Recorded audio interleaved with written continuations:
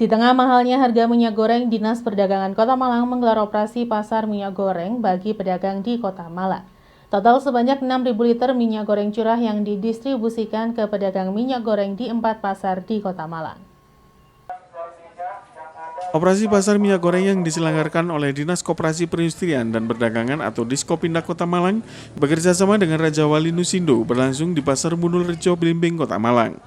Operasi pasar kali ini sebanyak 6.000 liter minyak goreng curah yang didistribusikan bagi pedagang di 4 pasar yakni Pasar Bunul Rejo, Pasar Saujajar, Pasar Madiopuro, dan Pasar Lesanpuro. Dari 6.000 liter minyak goreng curah ini dibagi rata ke pedagang minyak goreng di tempat pasar tersebut, di mana per pasar masing-masing mendapatkan 1.500 liter minyak. Analis perdagangan Diskopindak Kota Malang Luh Putu Eka Wilantari mengatakan, operasi pasar minyak goreng kali ini didistribusikan sebanyak 6.000 liter minyak goreng curah bagi pedagang minyak di 4 pasar di Kota Malang.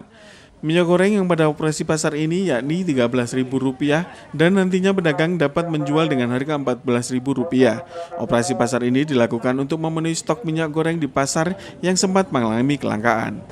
Hari ini kita alokasikan untuk 4 pasar ya. Ini kebetulan dari Raja Wali Nusindo Malang. Hari ini didistribusikan 6.000 liter. 6.000 liter itu kita bagi untuk 4 pasar. 4 pasar khusus untuk pedagang ya. Saya garis bawahi pedagang ya, bukan masyarakat umum.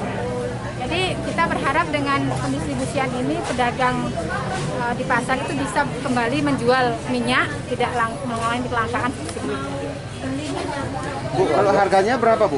Kalau harga dari distributor 13.000 per liter, kemudian nanti pedagang wajib menjual sesuai dengan harga eceran tertinggi 14.000. Tidak boleh melebihi HET. Ada pembatasan untuk pembelian, Bu? Kalau pembelian, karena ini untuk 4 pasar ya, kami sudah koordinasi dengan masing-masing pengelola pasar. Jadi pengelola pasar itu yang menentukan jumlah yang dibagikan ke pedagang. Jadi masing-masing pasar 1.500 liter. Nah, pedagangnya itu yang mendata adalah pengelola, didampingi oleh koordinator pedagang. Jadi supaya tepat sasaran memang ke pedagang minyak. Harapan kami nanti setelah ada minyak di pedagang kan mereka bisa beli langsung ke pedagang hanya Rp1.000. Sementara pedagang yang mendapatkan minyak goreng curah ini mengaku senang karena mendapatkan minyak dengan harga murah. Karena selama ini mereka kesulitan mendapatkan minyak goreng karena selain harganya mahal juga sulit mencari minyak goreng. Infonya taunya ya tadi waktu ini datang terus ada yang bilang kalau itu loh minyak murah, terus akhirnya ikut antri juga. Kalau Mbak sendiri pedagang juga? Jualan gorengan. Mbak, rencananya minyak yang didapat akan dijual lagi atau gimana, Mbak?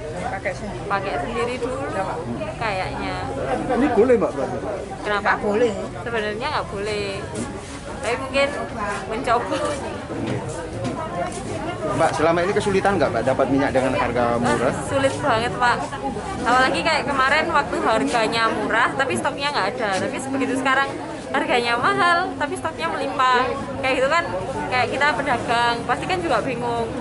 Kita juga mau naikkan harga jualan, kita juga mikir. Tapi kalau nggak dinaikkan juga kondisinya kayak gini. Mbak, berarti dengan adanya operasi pasar ini terbantu apa gimana, Mbak? Sangat membantu. Apalagi harganya miring. Simon Alfredo melaporkan.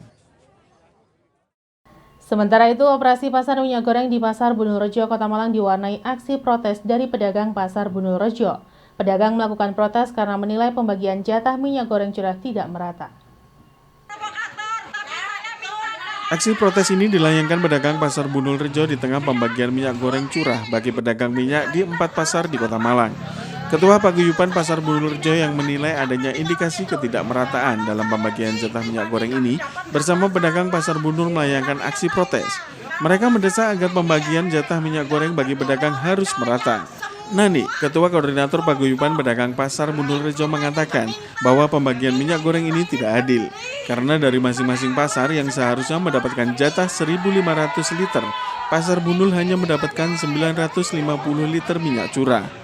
Ketua Koordinator Pedagang Pasar Bunul Rejo juga meminta agar distribusi minyak goreng tidak hanya dilakukan pedagang yang menjual minyak goreng, akan tetapi dibagi rata ke semua pedagang di Pasar Bunul Rejo. Ketua Paguyuban juga menuntut agar pembagian minyak bagi pedagang harus merata. Di Pasar Bunul sendiri, dari 200 lebih pedagang yang mendapatkan jatah minyak goreng, hanya 20 pedagang yang mendapatkan. Nggak adil, Mas. Ini pembagiannya nggak adil. Pengumumannya dari pemerintah kemarin itu 7.000. Yang dapat 4 pasar. Otomatis satu pasar kan 1.750 dibagi 4 kan? Katanya Bu Eka nggak 7.000, sekarang ganti 6.000. Kalau memang 6.000 ya saya iya menyadari, saya terima. Kan harus dibagi 4 pasar, 150-an kan? 4 pasar. Sekarang saya cek tadi, dari Pasar Resan Puro sini bawa mobil. Semua habisnya 143, 1.430. Kan di bawah 150 saya terima, nggak apa-apa lah. Pasar Sawo Jajar 1.750. Pasar Madiopuro 1.750. Sisanya Pasar Bunul ini cuma 950, saya tidak terima. Sedangkan 950 itu untuk para pedagang toko-toko yang jual minyak. Pedagangnya tidak dapat sama sekali. Saya tidak setuju, saya tidak terima. Soalnya Pasar 3 ini semua dapat, meskipun pedagang-pedagang dapat 10 literan, 20 literan. Kenapa Pasar Bunul nggak dapat sama sekali? Mestinya meskipun 5 liter itu harus dapat. Saya nggak setuju. Saya akan tutup, harus warga saya harus dapat. Jangan hanya toko-toko saja yang jual minyak. Warga saya meskipun 5 liter semua butuh, Mas. Jangankan orang miskin, orang kaya aja butuh. Saya pertahankan itu. Harus adil. Jumlah pedagang di pasar Bunul sendiri ada berapa? Kira-kira 200 lebih.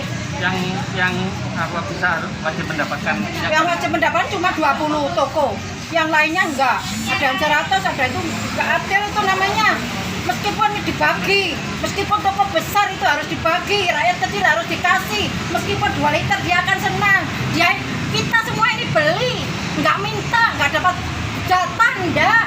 Sedangkan pasarnya sekarang itu sepi. Buat beli minyak aja masih hutang-hutang. Nggak makan dijalani supaya bisa beli minyak hari ini.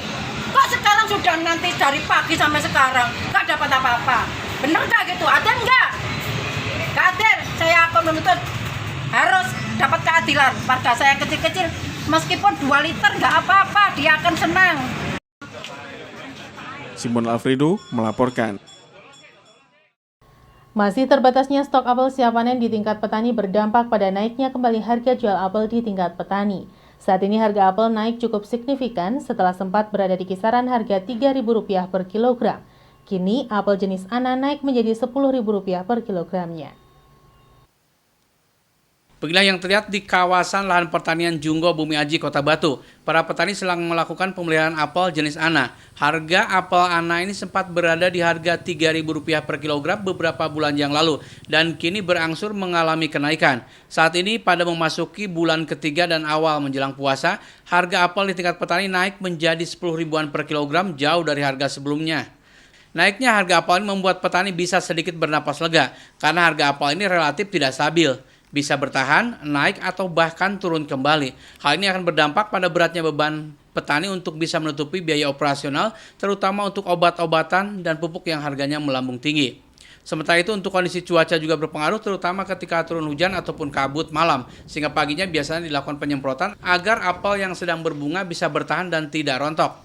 Menurut salah seorang petani sempat menjelaskan tidak mengetahui secara pasti harga apel naik, tetapi mungkin karena tidak banyak petani yang panen atau permintaan yang naik karena daya beli masyarakat yang mulai membaik. Di lokasi kawasan kebun apel di Junggo Bumi Aji, terlihat stok apel siap panen masih belum banyak dan menunggu beberapa bulan lagi untuk siap dipanen. Serta di lokasi lainnya terlihat cukup banyak pohon apel yang kurang perawatan atau bahkan sudah dibiarkan apa adanya karena tingginya biaya operasional. Kalau obat-obatan sama pupuk mahal terus ini ya agak sulit ini. Iya, kalau harganya terus turun, obat-obatan kan semuanya naik. Betul. Nggak naik ini harganya kan Tinggi. 2 kali lipat ya. 2 kali lipat Pak ya. Iya, harganya pupuk dan buah ini. Berarti untuk hasil panen dibandingkan dengan biaya operasional saat ini aja seperti apa nih Pak? Sekarang ya enggak nutut sebetulnya. Banyak tekornya. Iya. Iya. Banyak juga lahan-lahan yang berubah sekarang Pak ya? Iya, banyak yang di sayur. Di sayur. Iya, yang banyak yang di sayur kan enggak pengobatannya kan enggak diobat, kalau enggak buah kan ya rugi. Banyak juga sebagian kayaknya perawatannya kurang. Perawatannya. Iya, ini kan masalah kurangnya. Iya. Enggak, kalau penghasilannya kurang dan dibuat beli obat lagi kan enggak bisa. Iwan Hikmawan melaporkan. Terima kasih Anda masih bersama kami dalam Info 7 Malang Raya. Meningkatnya kunjungan wisata ke berbagai lokasi petik apel disambut gembira para sopir mikrolet. Pasalnya di tengah sepinya penumpang masih ada pemasukan dari mengantar wisatawan ke kebun apel. Diperkirakan wisatawan masih akan ramai sampai menjelang awal puasa. Beginilah yang terlihat beberapa kebun lahan pertanian apel di kawasan Tulungrejo, Bumi Aji, Kota Batu. Sejak beberapa minggu yang lalu, hampir setiap hari selalu ada kunjungan ke wisata petik apel, baik dalam jumlah sedang maupun kecil. Tidak hanya hari Sabtu, Minggu, hari biasa saat ini kunjungan ke wisata petik apel semakin ramai. Kondisi ini disyukuri para sopir mikrolet di tengah sulitnya mendapatkan penumpang di terminal maupun di jalan. Masih mendapatkan penumpang dari meningkatnya jumlah kunjungan wisata. Seperti yang terlihat di kawasan Junggo, wisatawan petik apel terlihat sampai ke pelosok kebun apel dan beberapa titik kebun apel lainnya dengan jumlah kendaraan pengantar lebih dari 5 mikrolet. Menurut salah seorang sopir jurusan Batu Selekta mengungkapkan, sedikit bisa bernapas lega dengan meningkatnya kunjungan ke wisata petik apel karena ada pemasukan. Berbeda ketika wisatawan sepi, maka mikrolet akan semakin sepi penumpang. Di lokasi terlihat para sopir mengantar para wisatawan dari beberapa rest area menuju ke kawasan kebun apel dan beberapa bis masih terus berdatangan. Para sopir berharap semoga wisatawan masih akan ramai sampai dengan menjelang awal puasa karena pada bulan puasa biasanya kunjungan wisatawan dipastikan akan menurun drastis. Saat ini kan agak ramai ya wisata petik apel ini Pak? Alhamdulillah, karena ini kan mendekati puasa. Ya. Nanti setelah puasa kan sudah nggak ada. Jadi setiap hari kelihatannya masih ada aja Pak? Pak, dengan adanya wisata petik apel gimana? Terbantu Pak? Terbantu lah. Soalnya sekarang anak sekolah kan libur panjang. Iya. Jadi kita cari setoran aja nggak bisa. Setelah ada kayak gini nih, alhamdulillah. Iya. Ada petik apel kita bisa setor. Bisa setor Pak ya? Iya. Mulai kapan nih merasa ramainya nih Pak ada petik apel ini? Mulai sejak kapan Pak? Akhir-akhir ini Mas ya. Kira-kira 1 mingguan lah. 1 mingguan. Iya. Sampai kapan diperkirakan ini? Nah ini yang belum tahu. Iya. Gitu. Masalahnya mendekati puasa ini udah Ya. sepi. Tapi puasa nggak ada. agak lumayan pemasukan dari sini Pak ya? Ya kita bisa 1 kali 2 kali kan udah, kalau kita Mas ya. Iya. Untuk setoran, untuk bensin bisa. Tapi Pak kalau dari penumpang umum di terminal gimana saat ini Pak? Sepi Mas, nggak ada penumpang Mas. Nggak ada penumpang Pak. Iya. Berarti dengan adanya petik apel ini masih terbantu Pak ya? Terbantu sekali Mas. Iwan Hikmawan melaporkan. Permintaan bunga hias untuk kebutuhan dekorasi pernikahan terus meningkat. Sudah sejak 2 bulan permintaan bunga hias terus meningkat, namun sayang akibat keterbatasan bunga hias siap panen, permintaan tidak jarang bisa dipenuhi semua. Petani sebagian menanam bunga baru untuk memenuhi pesanan. Beginilah yang terlihat di kebun bunga krisan Aster Peacock milik salah seorang petani di kawasan Sidomulyo, Kota Batu. Dari beberapa deret bunga sebagian sudah dipanen seiring dengan meningkatnya permintaan bunga hias untuk dekorasi pernikahan. Bunga mawar, krisan peacock, dan aster berbagai warna dikirim ke beberapa wilayah, diantaranya Surabaya. Setelah sempat terdampak akibat COVID-19 dan petani bunga merugi akibat sedikitnya permintaan, kini bunga hias kembali ramai permintaan. Ramainya permintaan ini salah satunya karena sudah tidak ada pelarangan untuk kegiatan pernikahan, resepsi sehingga permintaan bunga mengalami kenaikan yang cukup signifikan. Menurut salah seorang petani bunga di kawasan Sidomulyo menjelaskan, saat ini permintaan lumayan mencapai di atas 70% jauh dibandingkan pada awal COVID-19. Namun sayang ketersediaan bunga yang seringkali berkurang sehingga petani mulai kembali menanam berbagai jenis bunga untuk memenuhi permintaan. Di lokasi terlihat petani bunga sedang melakukan perawatan bunga dan penanaman bibit bunga kembali. Dan petani optimis kondisi akan semakin membaik dan permintaan akan semakin meningkat apabila tidak ada peningkatan angka COVID-19, pelarangan pernikahan, dan juga resepsi maupun kegiatan lainnya. Gimana Pak saat ini Pak untuk permintaan bunga hias begini Pak? Ya agak lancar ya sudah. Karena apa? Pandemi ini kan sudah agak berkurang. Iya. Jadi orang hajat-hajatan ini sudah nggak ada. Sudah ada larangan lagi. Gitu. Sejak kapan Pak ini terlihat mulai merasa ramai? Berapa ya?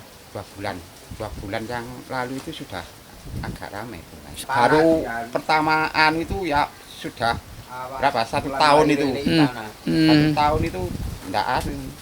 Udah nggak panen. Tapi saat ini sudah mulai lagi Pak ya? Pak, tapi deket-deket awal puasa gimana nih? Kan kegiatan mesti... Ini awal puasa ini ya, berapa ini? Kurang berapa minggu? Sekitar 9 hari lagi. 9 hari lagi ya. Ini ya. Ini juga masih ada ini orang. Sampai saat ini ya. Tapi ketika bulan puasa biasanya stop Pak ya? Iya, stop itu. Stop. Ya, sampai nunggu lebaran. Tidak. Paling 2 minggu sudah tarik lagi. Iwan Hikmawan melaporkan. Terima kasih Anda masih bersama kami dalam Info 7 Malang Raya. Sebanyak 18 siswa sekolah luar biasa atau SLB Negeri Kedung Kandang Kota Malang mengikuti ujian sekolah. Ujian sekolah ini sebagai syarat penentu kelulusan. 18 siswa sekolah luar biasa atau SLB Negeri Kedung Kandang Kota Malang terlihat serius mengerjakan lembar ujian sekolah. 18 siswa yang mengikuti ujian sekolah ini adalah siswa-siswa SMP dan SMA dengan penderita tunarungu, tunanetra, dan tunadaksa. Ketua Panitia Ujian Kelulusan mengatakan bahwa ujian sekolah ini diikuti oleh 18 siswa SMP dan SMA. Untuk ujian sendiri, sama seperti siswa normal pada umumnya. Namun yang membedakan adalah jumlah soal, di mana jumlah soal untuk siswa SLB sebanyak 35 soal pilihan ganda dan 5 soal esai. Ujian sekolah ini sendiri berlangsung selama 4 hari. Ujian sekolah bagi siswa SLB ini juga membutuhkan pendampingan khusus, di mana siswa untuk tunanetra didampingi oleh guru yang membacakan soal, kemudian dibantu untuk mengisi lembar jawaban. Karena keterbatasan tenaga pendidik, SLB Negeri Kedung Kandang dibantu oleh mahasiswa. Sementara ujian sekolah atau ujian akhir kelulusan bagi siswa SLB, selain ujian teori, mereka juga mengikuti ujian praktek sebagai salah satu syarat kelulusan. Ujian di SLB ABD sama seperti ujian tahun kemarin dengan juknis yang sama. Dengan peserta tahun ini ada 18 siswa yang terdiri dari tunanetra, tunarungu, dan tunadaksa, mulai dari jenjang SD, SMP, dan SMA. Yang membedakan ada sih Mas ya sama, paling ya hanya jumlah peserta pendidiknya aja yang berbeda.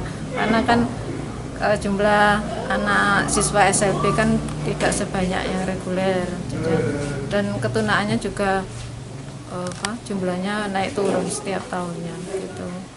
Kalau dari soalnya sendiri kok jumlahnya apakah sama dengan siswa normal pada umumnya atau beda? Kalau jumlah soal tidak sama Pak. Ini, kalau di SLB itu 35 pilihan ganda dan 5 isi, lebih sederhana. Berapa mata pelajaran Bu yang diujikan? Kalau SD ada 6, mapel ke SMP 7, kemudian SMA-nya ada 9. Pelaksanaan ujiannya sendiri berapa hari Bu? SD 3 hari, dari Senin sampai Rebo. SMP dan SMA-nya 4 hari, Senin sampai Kamis. Kebetulan ada mahasiswa asistensi mengajar dari UM, itu kita berdayakan juga. Karena kan guru pengawasnya terbatas nih, jadi ada yang mendampingi untuk membacakan yang tunanetra kemarin. Jadi pendamping itu membacakan soal, karena soalnya bentuk esai bukan braille ya. Siswanya menuliskan jawaban secara braille, dan pendampingnya selain membacakan juga menuliskan jawabannya secara esai. Gitu. Jadi untuk tunanetra itu memang ada 2 lembar jawaban, ada yang braille dan ada yang awas. Simon Alfredo melaporkan.